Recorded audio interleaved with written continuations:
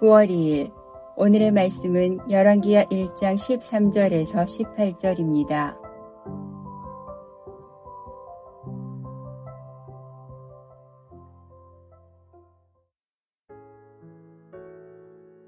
왕이 세 번째 50부장과 그의 군사 50명을 보낸지라. 셋째 50부장이 올라가서 엘리야 앞에 이르러 그의 무릎을 꿇어 엎드려 간구하여 이르되, 하나님의 사람이여, 원하건대 나의 생명과 당신의 종인 이 50명의 생명을 당신은 귀히 보소서. 불이 하늘에서 내려와 전번의 50부장 둘과 그의 군사 50명을 살랐거니와 나의 생명을 당신이 귀히 보소서 하매, 여호와의 사자가 엘리야에게 이르되, 너는 그를 두려워하지 말고 함께 내려가라 하신지라. 엘리야가 곧 일어나 그와 함께 내려와 왕에게 이르러 말하되, 여호와의 말씀이 내가 사자를 보내 에그론의 신 바알세붑에게 물으려 하니 이스라엘에 그 말을 물을 만한 하나님이 안 계심이냐. 그러므로 내가 그 올라간 침상에서 내려오지 못할지라 내가 반드시 죽으리라 하셨다 하니라. 왕이 엘리야가 전한 여호와의 말씀대로 죽고 그가 아들이 없으므로 여호람이 그를 대신하여 왕이 되니 유다 왕 여부사밧의 아들 여호람의 둘째 해였더라. 아하시야가 행한 그 남은 사적은 모두 이스라엘 왕 역대지략에 기록되지 아니하였느냐. 한평생 하나님의 말씀을 따르며 진정한 행복을 누리는 여러분이 되시길 주님의 이름으로 축복합니다. 열왕기서는 성경의 분류상 역사서에 해당되고 성경에는 상과 하로 나누어져 있지만 열왕기 상하는 원래 한 권의 책입니다. 그리고 이 책은 이스라엘 백성들이 바벨론에서 포로 생활하던 때에 기록되었습니다. 열왕기 상은 솔로몬 시대부터 이스라엘이 남북으로 분열된 이후 남유다의 경우에 제4대 왕인 여호사밧까지, 북이스라엘의 경우에는 제8대 왕인 아하시아의 통치기사의 중반까지를 다루고 있고, 열왕기 하에서는 계속해서 남북 이스라엘 왕들의 통치기사를 중심으로 이스라엘의 역사와 남유다가 바벨론에 의해 멸망할 때까지의 그 역사를 다루고 있습니다. 열왕기하 1장에 보면 아합이 죽은 이후 왕위에 오른 그의 아들 아하시아는 궁의 다락방 난간에서 떨어져서 그 충격으로 인해 생명에까지 지장을 초래할 그런 심각한 병이 들었습니다. 그런데 아하시아는 이러한 지경에 빠져서도 그는 하나님께 나아가지 않았습니다. 하나님을 멸시하고 자신의 병치유 여부에 대해 바알세붑에게 물으려 하다가 엘리야 선지자에게 하나님의 심판의 경고를 듣습니다. 왜냐하면 이것은 하나님을 멸시한 행위이기 때문입니다. 여러분, 이스라엘 왕은 하나님이 세우셨고 그 왕은 하나님의 말씀대로 나라를 다스려야 합니다. 하나님께 물어야 할 사람입니다. 그러나 아하시아는 그렇게 하지 않았습니다. 아하시아는 자신이 죽을 것이라고 경고한 엘리야 선지자를 체포하기 위해서 50인의 군사를 3차례에 걸쳐 파견합니다. 오늘 본문은 이전 본문에 이어서 엘리야를 잡으려는 아하시아의 계획이 실패하고 엘리야의 예고대로 아하시아가 죽음을 맞이한 내용을 기록하고 있습니다. 오늘은 본문에 나오는 아하시아가 엘리야를 체포하기 위해 보낸 세 번째 50부장과 하나님의 사람 엘리야 그리고 아하시아 왕, 이 세 사람의 태도를 통해 우리의 삶의 진정한 행복의 기준은 무엇인지 함께 묵상하겠습니다. 오늘 본문에 나오는 세 사람의 태도 중 첫 번째 인물은 아하시아가 엘리야를 체포하기 위해 보낸 세 번째 50부장입니다. 이전 본문에 보면 아하시아가 엘리야를 체포하기 위해 파견된 첫 번째, 두 번째 50부장은 아하시아의 명령에 따라 엘리야를 체포하려다가 자신들은 물론 병사들까지 하늘에서 내려온 불로 모두 소멸당했습니다. 그러나 세 번째로 파견된 50부장은 자신과 자기 수하의 군인들의 생명을 보존할 수 있었습니다. 어떻게 된 일일까요? 그것은 그의 태도에 있었습니다. 세 번째 50부장은 첫 번째, 두 번째 50부장처럼 산 아래에서 엘리야를 향해 왕의 명령이니 내려오라고 그렇게 외치지 않았습니다. 그는 13절 14절에 아하시아가 보낸 세 번째 50부장이 엘리야에게 나아가 자신과 부하들의 생명을 보존시켜 주시기를 간청합니다. 그리고 자신이 직접 엘리야가 있는 곳으로 올라가서 그 앞에 무릎 꿇고 엎드렸습니다. 그는 이전의 50부장들처럼 위협적인 태도가 아니라 하나님의 권능 앞에 겸손함으로 엎드려 간청했습니다. 여러분, 우리 하나님은 하나님의 권능 앞에 겸손한 자에게 은혜와 구원의 축복을 베푸시는 분이십니다. 하나님 앞에 겸손한 태도로 나아가는 여러분이 되시기를 바랍니다. 두 번째 사람은 하나님의 사람 엘리야입니다. 15절에 보면 여호와의 사자가 엘리야를 향해 너는 그를 두려워하지 말고 함께 내려가라고 말씀하십니다. 이 말씀은 하나님께서 엘리야를 언제나 지켜주시겠다는 약속입니다.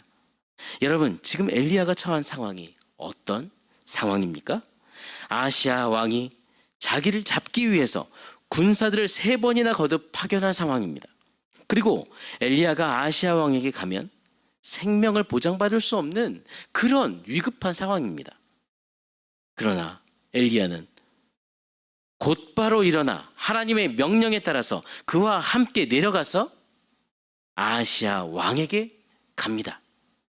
여기서 우리는 하나님의 말씀에 대한 엘리야의 즉각적인 순종을 볼 수 있습니다. 여러분, 엘리야처럼 하나님 말씀에 철저히 순종하는 삶은 이렇게 말처럼 쉽지 않습니다. 왜 쉽지 않습니까? 순종이란 때론 나의 즐거움도 포기하고 나의 만족도 다 포기하는 일이기 때문입니다.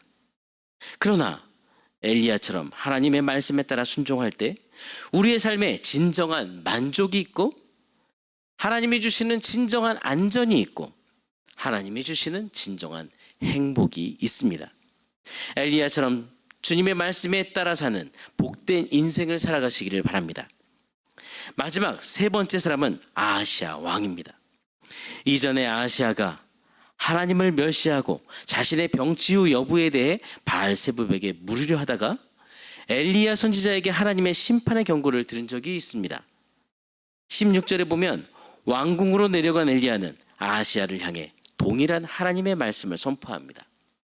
여호와의 말씀이 내가 사자를 보내 에그론의 신 바알세불에게 물으려 하니 이스라엘에 그의 말을 물을 만한 하나님이 안 계시냐?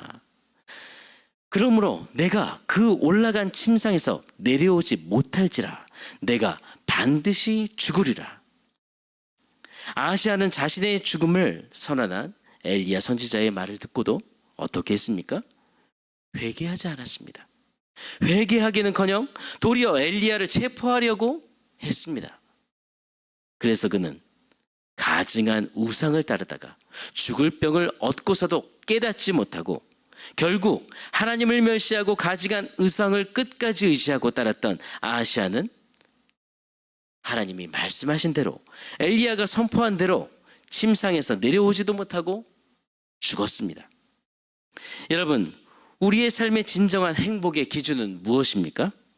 진정한 행복의 기준은 역사의 주권자가 되시는 하나님께 대한 순종의 여부에 달려 있습니다. 바로 하나님 말씀을 따르는 것만이 진정한 행복의 길입니다. 여러분, 악인들이 하나님의 심판을 받아 망하는 것은 하나님 앞에 교만하고 그들이 하나님께 순종하지 않았기 때문입니다. 하나님을 멸시하는 교만한 자는 아하시아와 같이 멸망을 자초하게 됩니다.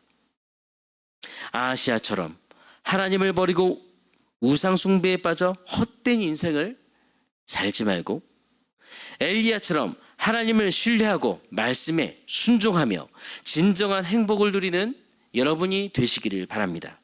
오늘의 암구호는 하나님 말씀을 따르는 것이 진정한 행복의 길이다. 하나님 말씀을 따르는 것이 진정한 행복의 길이다. 이것을 잊지 않고 우리 함께 주님께 기도하며 나가겠습니다. 우리를 사랑하시고 죄에서 자유케 하신 하나님 아버지, 우리를 자녀 삼으시고 주의 길로 인도해 주시는 하나님의 은혜를 감사합니다. 베드로전서 15장에 하나님은 교만한 자를 대적하시되 겸손한 자들에게는 은혜를 주신다고 하셨습니다. 오늘 말씀에 교만함으로 심판의 일은 아하시야 왕을 우리의 반면교사로 삼아 이 땅에 사는 하나님의 자녀로서 하나님을 사랑하고 하나님의 말씀에 순종하며 하나님이 주시는 참 만족, 참 안전, 참 행복을 누리는 저희들이 될 수 있도록 하나님 인도해 주옵소서. 주님, 부족하고 연약한 저희들 오늘도 성령의 충만함을 입기를 원합니다. 성령의 충만함을 주옵소서. 주님이 원하시는 길을 가기를 원합니다. 인도해 주옵소서. 주님의 뜻을 이루는 삶을 살도록 우리를 인도해 주옵소서. 주님, 우리나라를 불쌍히 여겨주시고 모든 국민에게 하나님을 두려워하는 마음을 주시길 기도합니다. 하나님의 주권 앞에 겸손히 엎드려 주님의 뜻을 따르는 나라가 되게 해주옵소서. 또한 우리나라가 공정과 정의로 나라를 잘 세워갈 수 있도록 지혜를 주시길 기도하며 주님, 북한을 다스려 주옵소서. 다양한 수단을 동원해서 도발하는 그들을 불쌍히 여겨주시고 그들의 악한 계획을 막아주시길 기도합니다. 우리나라가 지혜롭게 또한 그들의 도발을 대처할 수 있도록 지혜를 더해 주옵소서. 하나님 아버지, 우리 공동체의 날마다 말씀의 은혜, 성령의 은혜를 부어 주옵소서. 담임 목사님을 영과 육의 강건함으로 붙들어 주시고 주님께서 맡겨주신 모든 사역에 성령의 기름을 부어 주옵소서. 양승원 목사님, 장주찬 목사님의 모든 사역에 성령의 능력을 그리고 하나님의 지혜를 부어주시길 기도합니다. 리더십 전환이 우리 교회의 복이 되기를 기도합니다. 한국교회의 덕이 되고 본이 되는 방법으로 이루어지기를 원합니다. 리더십 과정에 시험이 없고 온전히 하나님의 은혜가 넘쳐나며 공동체의 사랑이 쏟아지는 그런 아버지 날이 될 수 있도록 인도해 주옵소서. 온 공동체가 사랑으로 하나 되고 도약할 기회가 되게 도와주옵소서. 추대식과 임직식을 준비하는 당회와 준비위원과 모든 중직자와 또한 아버지의 이끌어가는 성창한 장로님에게 이 모든 일을 잘 이끌도록 지혜를 주시기 기도합니다. 우리가 마음을 합하여 사랑의 마음을 담아 하나님께서 원하시는 이 모든 일들을 기쁨과 영광을 돌리게 해주옵소서. 9월 6일 원로 목사 추대 및 담임 목사 위임식을 위한 금요 기도회가 있습니다. 아버지 하나님, 우리가 마음을 다해 하나님 정말 모든 성도들이 함께 모여서 주님 앞에 순종하며 영광을 돌리는 시간이 되게 도와주시옵소서. 우리가 한 마음으로 하나님 앞에 기쁨으로 또한 아버지 드리는 그런 기도의 시간이 되게 주옵소서. 주님, 부산 교육 엑스포에 참여하는 우리 사역자들이 있습니다. 하나님, 오늘부터 진행되는 모든 그 일정 속에 하나님 함께하여 주시고 세대 통합 예배를 통해 가족이 함께 예배하는 기쁨을 한국교회에 잘 전할 수 있도록 인도해 주옵소서. 세대 통합 예배의 기쁨을 강의하시는 양승헌 목사님 힘을 주시고 또한 그 선포할 때에 능력을 더하시며 하나님께서 또한 모든 부수 운영을 하는 시간에도 하나님 지혜를 주시기 기도합니다. 참여하는 사역자들이 안전하게 건강하게 다녀올 수 있도록 인도해 주옵소서. 우리 공동체의 자녀를 위해 기도하는 믿음의 가정들 건강한 아가를 아버지 하나님의 또한 허락하여 주시고 하나님께서 정말 태에 있는 자녀를 건강하게 발육시켜 주시고 이 땅에 태어나 하나님의 온전한 자녀로 또 설 수 있도록 믿음을 더해 주옵소서. 복된 믿음을 후대에게 물려주는 우리 세대교회의 믿음의 가정이 될 수 있도록 인도하여 주옵소서. 기업하는 지체들이 있습니다. 오늘도 믿음으로 그 기업을 이끌어 나가도록 주님 은혜를 더하시고 사업장에 복의 복을 더하여 주옵소서. 하나님 앞에서 오늘도 하나님의 뜻을 이루며 영광을 돌리는 기업이 되게 해 주옵소서. 오늘도 우리를 사랑하시고 우리의 모든 삶을 주관하시며 동행하시는 살아계신 예수 그리스도 이름으로 기도드립니다. 아멘. 하늘에 계신 우리 아버지여, 이름이 거룩히 여김을 받으시오며 나라가 임하시오며 뜻이 하늘에서 이루어진 것 같이 땅에서도 이루어지이다.